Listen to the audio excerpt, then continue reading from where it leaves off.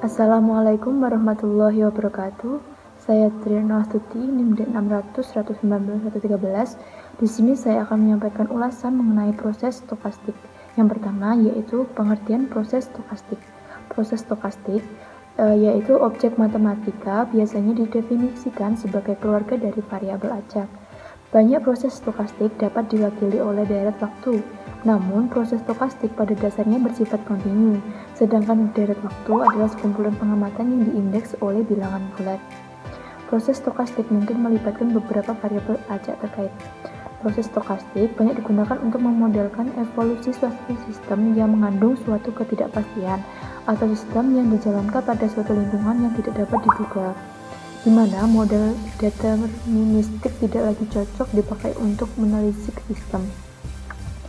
Kejadian stokastik ini dapat didekati dengan suatu fungsi interval yang bentuknya akan menyerupai, yaitu pada saat-saat tertentu mencapai nilai maksimal, sedangkan saat yang lain mencapai titik minimal.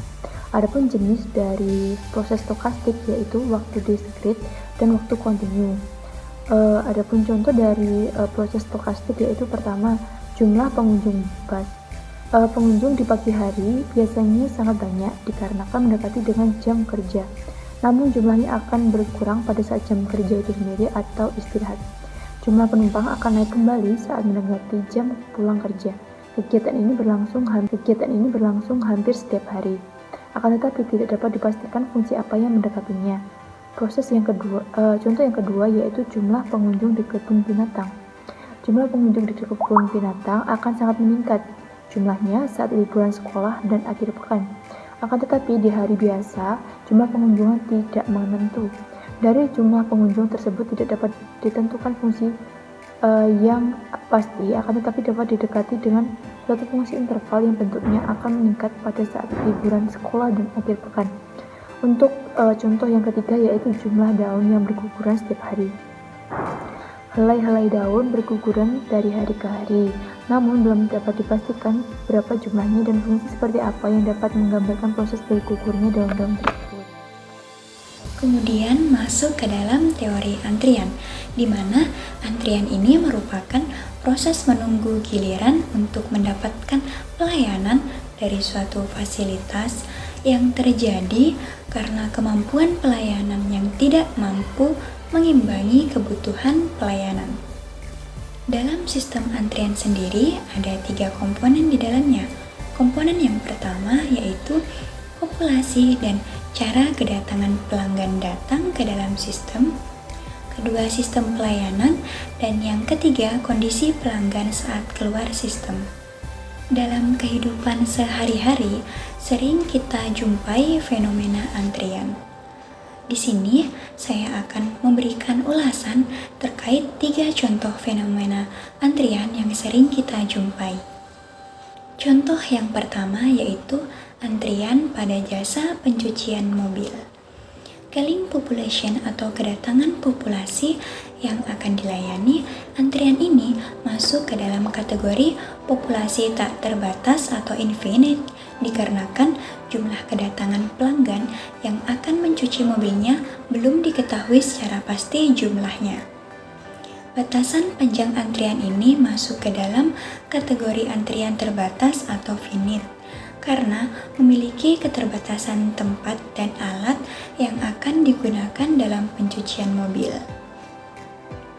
Sedangkan disiplin antriannya masuk ke dalam bentuk disiplin antrian first come first serve atau FCFS, yang berarti pelanggan pertama yang datang maka pelanggan tersebut yang akan pertama dilayani. Mekanisme pelayanan pada jasa pencucian mobil ini diawali dari kedatangan pelanggan, kemudian masuk ke dalam antrian, setelah itu mendapat pelayanan cuci mobil, dan selesai. Masuk ke dalam contoh yang kedua yaitu antrian pada pelayanan rumah sakit. Calling population atau kedatangan populasi yang akan dilayani, antrian ini masuk ke dalam kategori populasi terbatas atau finite. Dikarenakan jumlah pasien yang datang untuk mendapatkan penanganan dari rumah sakit tidak diketahui jumlahnya terlebih dahulu. Kemudian, batasan panjang antrian ini termasuk ke dalam kategori terbatas atau finite. Hal ini karena kapasitas rumah sakit dalam menampung pasien bisa saja tidak mencukupi jika jumlah pasien lebih banyak daripada biasanya. Disiplin antrian ini masuk ke dalam bentuk disiplin antrian Priority Service atau PS, yang berarti pemberian pelayanan kepada pelanggan yang memiliki prioritas lebih tinggi dibandingkan dengan pelanggan yang memiliki prioritas lebih rendah.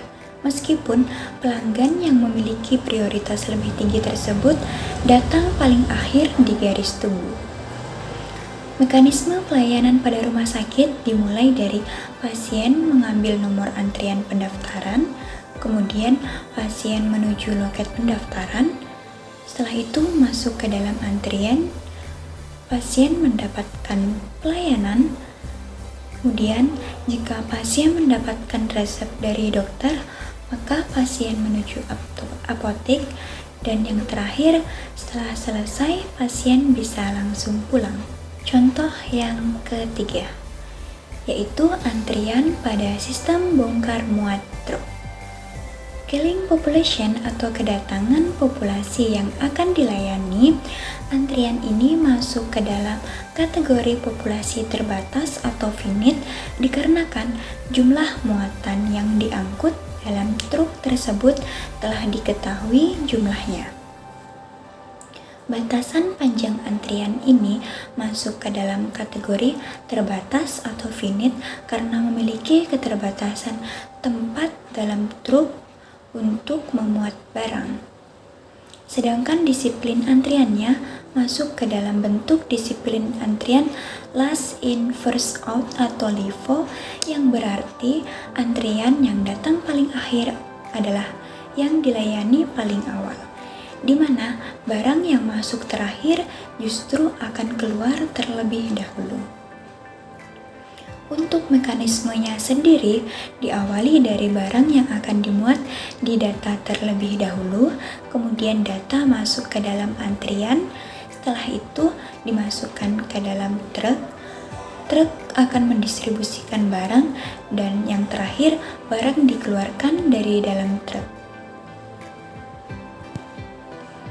Terdapat keterbatasan teori antrian. Keterbatasan model antrian dapat diimbangi sebagian jika digunakan bersama dengan metode analisis keputusan lain, seperti simulasi dan regresi. Simulasi sendiri dapat diartikan sebagai suatu sistem yang digunakan untuk memecahkan atau menguraikan persoalan-persoalan dalam kehidupan nyata yang penuh dengan ketidakpastian dengan menggunakan model atau metode tertentu, dan lebih ditekankan pada pemakaian komputer untuk mendapatkan solusinya. Sedangkan regresi sendiri adalah alat statistik yang dipergunakan untuk mengetahui pengaruh antara satu atau beberapa variabel terhadap satu buah variabel. Demikian teori mengenai antrian. Oke, penjelasan berikutnya mengenai game teori. Game teori merupakan studi tentang model matematika yang berkaitan dengan konflik maupun kerjasama antara para pembuat keputusan yang cerdas dan rasional. Teori game terkait dengan tindakan yang dilakukan oleh para pengambil keputusan, dan mereka menyadari bahwa pilihan tindakan yang diambil akan mempengaruhi satu sama lain. Kemudian contoh dari game teori itu ada dua. Yang pertama yang game, yang kedua bukan game. Untuk game itu permainan, contohnya catur, bridge, sepak bola. Untuk korporasi, Apple versus Samsung. Untuk politik, konflik antar negara. Untuk yang bukan game, itu contohnya merupakan penulis buku dengan pembacanya dan maskapai penerbangan dengan penumpangnya. Ada 4 elemen utama dalam game teori. Yang pertama player, yaitu pengambil keputusan yang rasional. Yang kedua strategi, yaitu aturan yang diperbolehkan dalam permainan tersebut. Yang ketiga outcome atau hasil yang diperoleh dari setiap keputusan. Dan yang keempat yaitu equilibrium, yaitu kesetimbangan yang paling optimal. Para pemain berusaha memaksimalkan payoff mereka dengan cara memilih strategi yang tepat berdasarkan informasi yang mereka miliki. Keadaan di mana setiap pemain telah menentukan strategi yang optimal disebut kesetimbangan atau equilibrium. Dengan mengetahui kesetimbangan dari suatu game, pemodel dapat mengetahui tindakan atau strategi apa saja yang dapat dipilih oleh para pemain yang terlibat dan juga outcome dari game tersebut. Asumsi dasar dalam game teori itu yang pertama, setiap pemain memiliki strategi yang berhingga banyaknya atau finite, dan mungkin berbeda dengan pemain lainnya. Yang kedua, setiap pemain bersikap rasional. Ia selalu berusaha memilih strategi yang memberikan hasil paling optimal untuk dirinya, berdasarkan payoff dengan jenis game yang dimainkan. Payoff merupakan sebuah bilangan yang mempresentasikan derajat hasil atau utilitas yang diinginkan oleh pemain yang bersangkutan. Semakin besar nilai payoff, maka menguntungkan bagi pemain. Teori permainan memiliki dua cabang utama, yaitu yang pertama situasi kooperatif dan yang kedua situasi non-kooperatif. Situasi kooperatif itu interaksi sosial yang kompetitif di mana akan ada pihak yang menang atau ada yang kalah. Untuk contohnya yaitu teori dilema tahanan. Untuk penjelasan mengenai dilema tahanan atau prisoner's dilemma, polisi menangkap dua tersangka sebuah kasus kriminal. Mereka diinterogasi secara terpisah dan tidak ada komunikasi di antara mereka. Karena bukti-bukti belum cukup, maka polisi memberikan mereka dua pilihan, menyangkal atau mengakui keterlibatan mereka berdua. Jika keduanya menyangkal, maka si A dan B akan mendapatkan hukuman penjara 1 tahun. Jika A menyangkal dan B mengaku, maka A akan diganjar 10 tahun penjara dan yang B bebas. Jika A mengaku dan B menyangkal, maka A akan bebas dan B akan mendapatkan hukuman 10 tahun. Jika keduanya mengaku, maka masing-masing akan diganjar 8 tahun penjara. Pilihan apakah yang diambil A dan B agar mereka mendapatkan gain yang terbaik dari keadaan ini? Bagi A, mengaku adalah strategi dominan karena maupun strategi yang dipilih B, payoff mengaku untuk A selalu lebih tinggi daripada payoff strategi A lainnya. Dengan mempertimbangkan berupa B juga akan memilih mengaku, maka outcome mengaku merupakan pilihan terbaik bagi kedua tersangka. Dalam kasus ini terjadi kesetimbangan strategi dominan. Nah, dari teori dilema tahanan tersebut kita bisa menjelaskan kenapa letak Indomart dan Alfamart lokasinya selalu berdekatan. Kenapa Indomart dan Alfamart akhirnya selalu memilih lokasi yang paling berdekatan? Jawabannya yaitu karena mereka saling bersaing. Mereka saling merespon apa yang dilakukan oleh kompetitor dengan melakukan hal-hal yang sama walaupun mereka tahu hal ini sama-sama akan merugikan kedua belah pihak. Pada kasus Alfamart dan Indomart, kondisi yang saling bersaing dan saling mementingkan diri sendiri itu akan membuat mereka saling berdekatan dan pada akhirnya akan saling merugikan masing-masing. Keduanya akan diuntungkan apabila mereka melakukan kolusi untuk membagi pasar. Misalkan Alfamart berada di Indonesia bagian barat dan Indomart berada di Indonesia bagian timur. Apabila mereka bisa berjualan sendiri dan bisa memonopoli pasar serta menaikkan harga situasi seperti ini disebut sebagai situasi non-kooperatif. Social Optimal Solution atau kondisi paling baik yang bisa dicapai oleh pihak yang seharusnya bersaing namun mereka memutuskan untuk berkolaborasi. Itulah bisnis. Kita bisa mengenal istilah baru yang disebut sebagai competition atau kolaborasi, yaitu kerjasama perusahaan-perusahaan yang sebelumnya saling bersaing, misalnya Toyota dengan Daihatsu, Renault dengan Nissan, konsep ATM bersama dalam dunia perbankan, serta SkyTeam atau Star Alliance dalam dunia industri penerbangan. Pada game teori tersebut juga memiliki keterbatasan, di antaranya yang pertama, pengambilan keputusannya mampu berpikir rasional. Nyatanya ada keterbatasan rasionalitas yang dihadapi manusia. Yang kedua, asumsi yang tidak realistis tentang mengetahui strategi saingan dan keuntungannya. Yang ketiga, game teori dapat diaplikasikan ke players, namun akan terjadi masalah ketika diaplikasikan ke lebih dari 2 perusahaan. Yang keempat, teori ini berdasarkan pada asumsi bahwa players selalu melaksanakan kebijakan bermain aman. Dan yang terakhir, ada banyak ketidakpastian dalam bidang bisnis yang sebenarnya tidak bisa dipertimbangkan dalam teori permainan ini. Sekian penjelasan dari kelompok kami, kurang lebihnya mohon maaf. Wassalamualaikum warahmatullahi wabarakatuh.